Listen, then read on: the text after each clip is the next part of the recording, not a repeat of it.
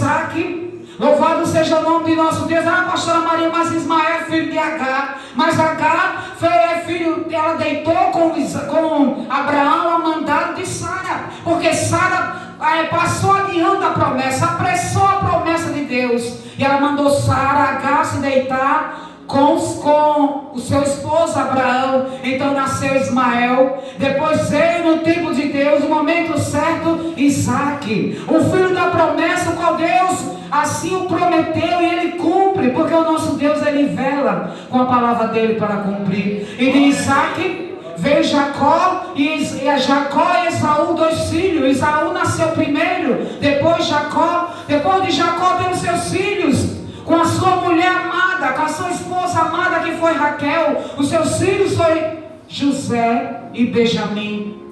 E os filhos de José foram Manassés, o seu primeiro primogênito, e o segundo Efraim. Mas por que essa campanha tem esse título, esse tema Efraim? Quando eu vi o cartaz que o pastor Michel postou no Instagram, quando eu vi esse cartaz, campanha de Efraim, eu analisei muito. A gente vai pesquisar o significado de Efraim. Efraim significa frutífero, duplamente, porção dobrada, bênção dobrada. Manassés foi o primeiro filho que José teve. Ele disse: esquecimento. Esquecimento, eu vou esquecer de todo o sofrimento que eu passei até chegar aqui, todas as aflições que eu passei na casa de meu pai, até chegar aqui no Egito. Sabemos que José, ele foi vendido como escravo pelos seus irmãos. Sabemos que José, ele foi lançado num poço pelos seus irmãos. Sabemos que José, ele passou pela prisão, passou por uma armadilha, foi preso, passado por uma armadilha por conta da mulher de Potifar. A mulher de Potifar lançou uma calúnia contra José, e José acabou sendo preso por conta dessa calúnia que ele não cometeu. José, ele foi traído pelo copeiro, que quando saiu de lá da prisão, não se lembrou de José. Talvez nesta noite você tenha um passado cheio de amargura, um passado de muito sofrimento. Mas José, quando nasceu o seu primeiro filho, ele colocou o nome de Manassés, porque ele disse: eu quero esquecer. Esquecimento, esquecer de tudo que passou, porque José, ele cria nas promessas de Deus a quem ele servia. José, ele tinha temor no Deus a quem ele servia. E eu fiquei imaginando, já pensou se José carregasse com ele as mágoas do passado? Mas José formatou a vida dele, José deixou para lá. Então ele disse: esse primeiro, o meu primogênito, o nome dele será Manassés, que significa esquecimento. Então José limpou todas as mágoas, todo o sofrimento ficou para trás. E nesta noite eu quero dizer para a igreja: formate a tua vida, o momento é agora. Não viva de amargura, porque você não é museu para guardar coisas velhas. A palavra do Senhor no livro de Romanos, no capítulo 12, é uma das cartas do apóstolo Paulo, no capítulo 12, versículo 2, ele fala assim: renovai-vos a vossas mentes, não se conformeis com este século, não vos conformei com este século, mas renovai as vossas mentes, para provar da vontade de Deus, que é perfeita, boa e agradável. Para nós provar da vontade de Deus, que ela é boa e agradável, nós temos que renovar a nossa mente. A igreja está entendendo? Nós temos que renovar a nossa mente. Tem pessoas que aceitam Jesus como Salvador da sua vida, se batiza nas águas, recebe o revestimento com o Espírito Santo de Deus, mas carrega muita bagagem. Muita bagagem, é muita mágoa no seu coração, é muita angústia. E tem pessoas que chegam na igreja e não conseguem liberar o perdão. Não conseguem liberar o perdão para o seu irmão, para muitas das vezes até um dos seus familiares. E quer ser abençoado, tanto espiritualmente como financeiramente. José lançou tudo no esquecimento. O Deus a quem José servia é o mesmo Deus em quem nós estamos adorando aqui nesta noite. Ele não mudou, ele é o mesmo. José, ele teve que desfazer, ele esqueceu. Lançado num poço pelos seus irmãos, em uma cova pelos seus irmãos, os seus irmãos de sangue, vendido como escravo, caiu numa cilada, foi preso por uma armadilha que ele não praticou, da mulher de Potifar, mas ele não praticou aquela armadilha, mas ele pagou um alto preço ali na prisão. Mas é todo aquele processo, José não deixou de crer nas promessas de Deus. José tinha um sonho. José tinha um sonho, ele sonhou quando ele era ainda na sua juventude, na sua mocidade. E a palavra do Senhor nos fala que quando esse sonho veio se realizar na vida de José, José já estava com 30 anos. Da sua adolescência, o processo foi grande. Não foi de um dia para uma noite que José chegou a ser governador do Egito. Tem pessoas que recebem uma profecia hoje na igreja e amanhã quer que ela se cumpra. Quando Deus fala hoje, igreja, é necessário que nós ficamos na brecha, na posição que Ele quer, se preparando para receber aquela bênção que Deus tem para nos conceder e entregar em nossas mãos. Tem pessoas que estão aqui nesta noite que têm sonhos, sonham desde criança e fala em seu coração, na sua mente: não realizei ainda. E tem pessoas que estão aqui nesta noite que já enterrou o seu sonho, de tanto esperar, e passou de não acreditar mais.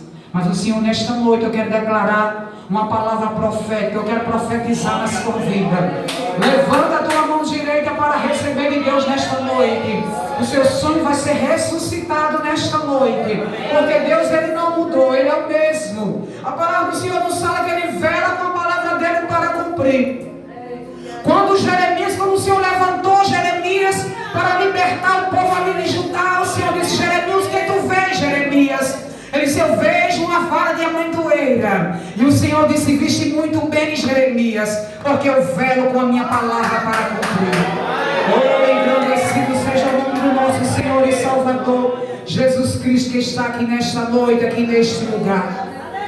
Quando tem campanha na igreja, nós queremos receber as bênçãos de Deus. Pensamos logo na prosperidade financeiramente. Mas José, para chegar a ser governador, para dominar o Egito, José não se desviou nem para a direita nem para a esquerda. Ele permaneceu crendo, temente a Deus. José recebeu as bênçãos espirituais para poder receber aquela chave, aquela cadeira de governador do Egito. Ele não negou o Deus dele lá na prisão, ele não negou.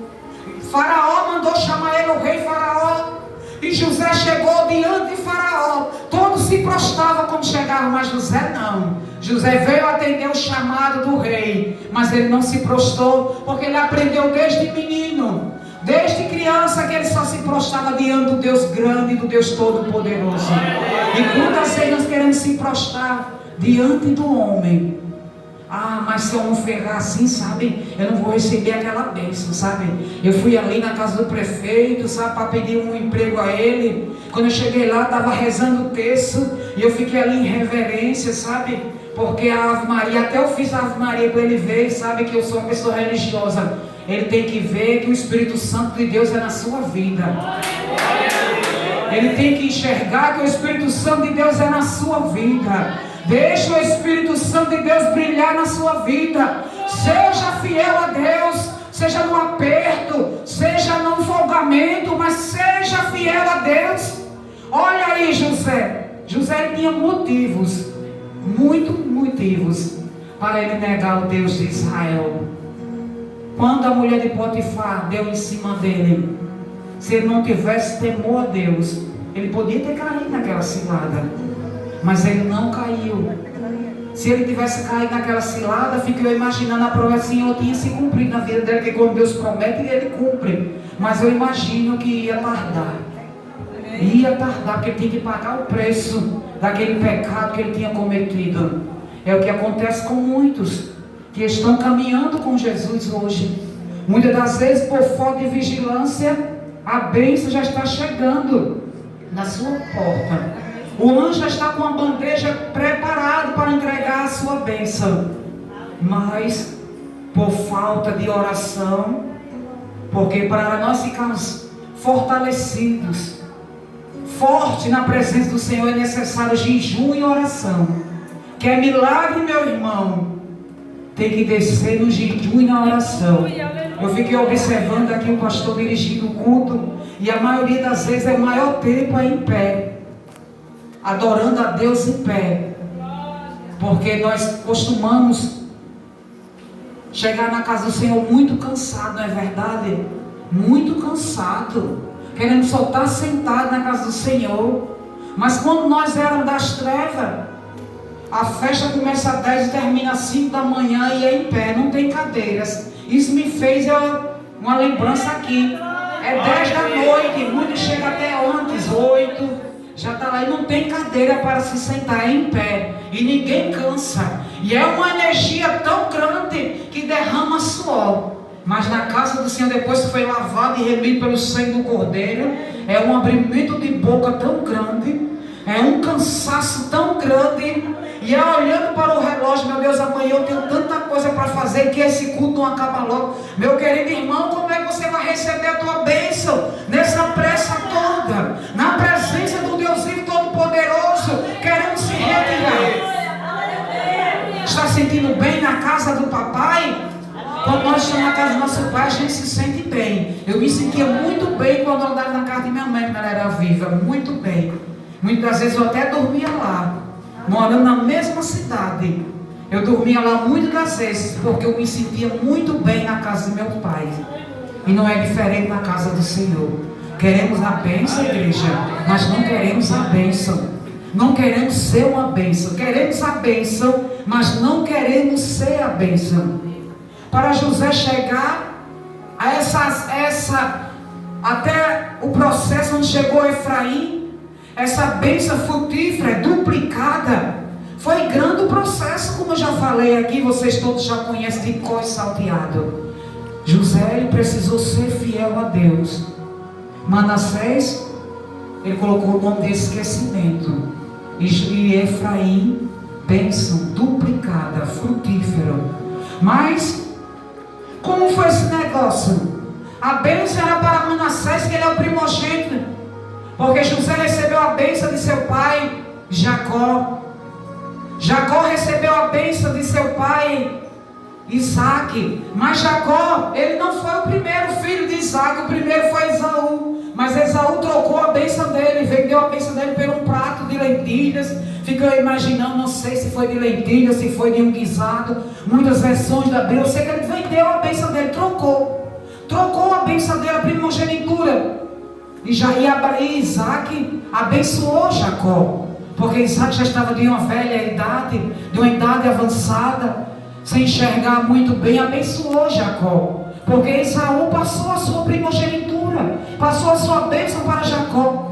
E depois que ficaram sabendo disso, Jacó teve que sair correndo lá para as terras de Labão, onde ele se casou, primeiro com Lia.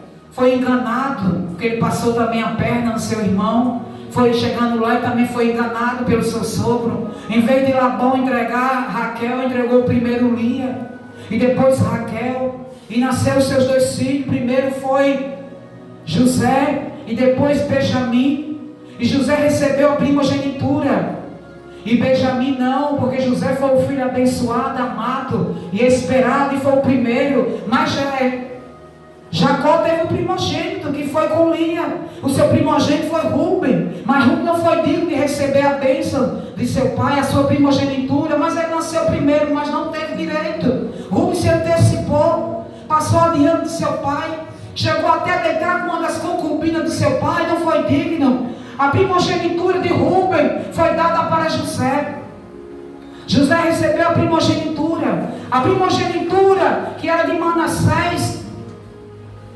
Jacó passou para Efraim. Louvado seja o nome do nosso Deus. Tem que prestar muita atenção, igreja, para entender. A primogenitura que era para ser para Manassés Jacó passou para Efraim, porque isso aconteceu com ele. A primogenitura, as bênçãos